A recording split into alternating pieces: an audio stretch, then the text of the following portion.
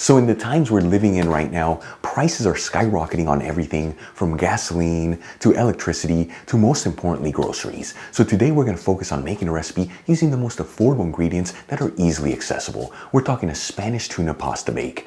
Now the beauty of this recipe, besides the fact that it's made with the most basic pantry staples, is that it's filled with so many incredible flavors and that it's done in just 35 minutes, making it the perfect dish for a busy weeknight dinner or even for a relaxed weekend lunch. You know, folks, sometimes you don't have to buy the most expensive ingredients to create a beautiful dish, and today we're going to prove that. Let's begin by filling a stock pot with some cold water. You want to go to a little over the halfway point. Then we'll season generously with sea salt and heat it with a high heat. At the same time, I'm going to heat a large deep fry pan with a medium heat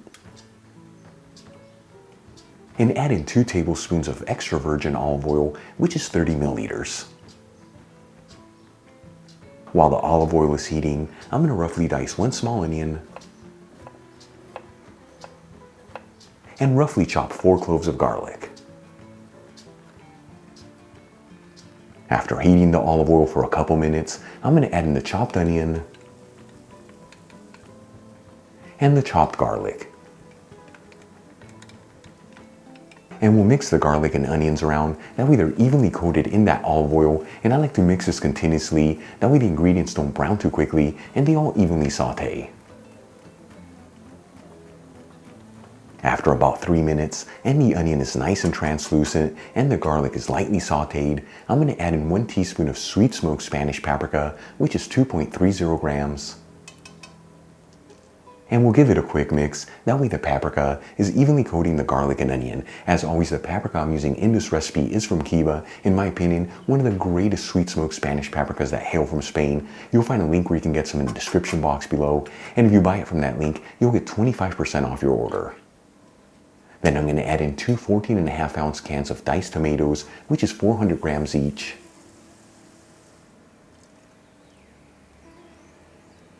2 tablespoons of finely chopped fresh parsley, which is 8 grams. You can substitute this for half the amount of dried parsley.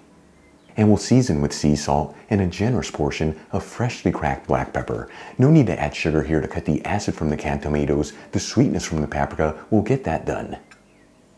And we'll give this one final mix, that way all the ingredients are evenly mixed together, and then simmer it on a medium heat, that way all the flavors can develop and the sauce can really thicken up. Alright, let's move back to the stock pot. At this point the water has began to boil, so it's time to add in the pasta. For this recipe I'm using penne pasta, but you can use whatever type of pasta you like. The most important thing, make sure to check the package instructions, that way you perfectly cook it al dente. I'm going to measure out 2 1/4 cups, which is about 225 grams or 8 ounces.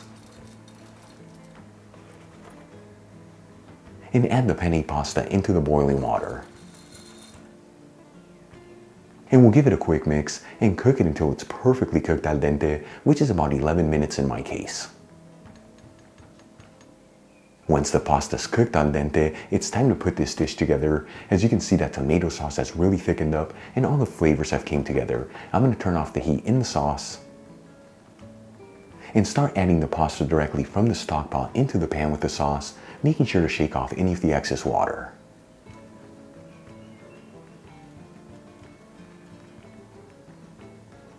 Then I'm going to grab 2 tins of tuna in olive oil. The size of each tin is 115 grams, which is 4 ounces. And drain them into a sieve with a bowl underneath. And we'll flake the tuna just between 10 to 15 seconds to remove any of the excess oil. You don't want to overmix it, otherwise the tuna can easily dry up. And for this recipe, I'm not going to be using the olive oil from the tuna, but by all means do not toss this. You can pour this over a salad for an incredible dressing. For the next step, I'm going to add in the tuna into the pan with the pasta and the sauce. And we'll mix this together until everything's well mixed. And let me tell you, if you want to veganize this recipe, just omit the tuna and you're still going to end up with a beautiful pasta dish. Then we'll transfer the pasta mixture into a casserole dish.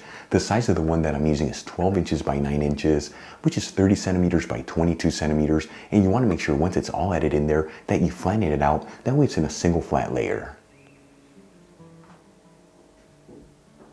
Then I'm going to finely grate 1 cup of manchego cheese, which is 120 grams, all over the pasta. The manchego cheese that I'm using has been aged for 3 months, so it's got a nice flavor to it, but it easily melts. But as always, you can use whatever kind of cheese you like here.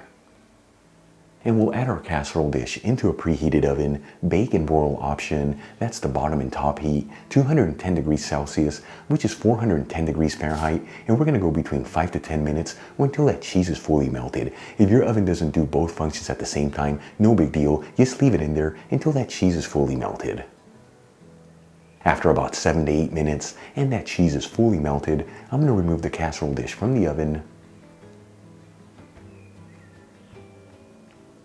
and we'll top it off with some finely chopped fresh parsley. Check it out, our Spanish tuna pasta bake is done. Such a beautiful pasta dish and super easy to make. But the best part, we use the most basic pantry staples to create this incredible pasta dish. Let's give it a try and see how it turned out. All right, folks, time for the moment of truth. Let's see how this turned out.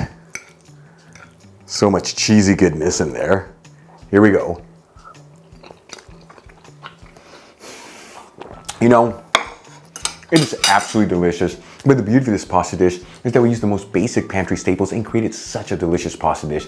You know, during hard economic times or not, this is the kind of food you should be eating. It's very affordable, packed with so many flavors, and it's gonna fill your body with so much goodness. Give this pasta dish a try at home, you're gonna absolutely love it. Really quick before I go, a shout out to a couple of my patrons, Jean, Maybeth Robles, William Judd, Patricia Salem, Manuel J. Rosales, and Edward J. Harrison. Again, guys, thank you so much for being patrons of Spain on a Fork. You know how much I appreciate you. For the rest of you, if you're not with me on Patreon and you'd like to support the show, you'll find my Patreon link in the description box below and iCard above. If you enjoyed today's video, hit that like button, leave me a comment below, and don't forget to share this video with your family and friends. That way our Spain on a Fork community can continue to grow. Till the next time, hasta luego. Wow. Seriously, pantry staples and you create something this good. I'm just dumbfounded. See you next video. Love ya.